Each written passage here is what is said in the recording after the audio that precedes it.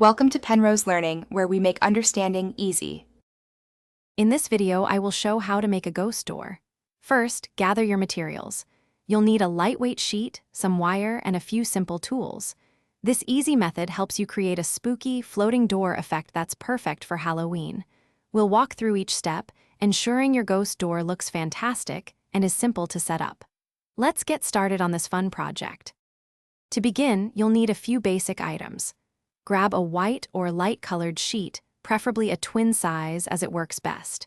You'll also want about 10 feet of thin, flexible wire, like floral wire, which is easy to bend. Don't forget your scissors, some clear tape, and a marker. If you want to add a spooky touch, a small, lightweight prop can be a great addition. Now, let's build your ghost door. First, bend your wire into the shape of a door frame, roughly 2 feet wide by 3 feet tall. Next, carefully drape your sheet over this wire frame, ensuring it hangs evenly. Use clear tape to secure the sheet to the wire, especially along the top and sides. If you have a prop, place it in the center to give the illusion of a ghostly figure.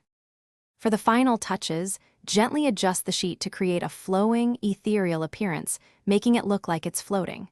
To hang your ghost door, use clear fishing line tied to the top of the wire frame. You can suspend it in a doorway, from a ceiling, or even from a tree branch outdoors. For an extra spooky effect, consider adding some subtle, colored lighting behind it. Thanks for watching. If this was helpful, leave a like and consider subscribing. See you next time.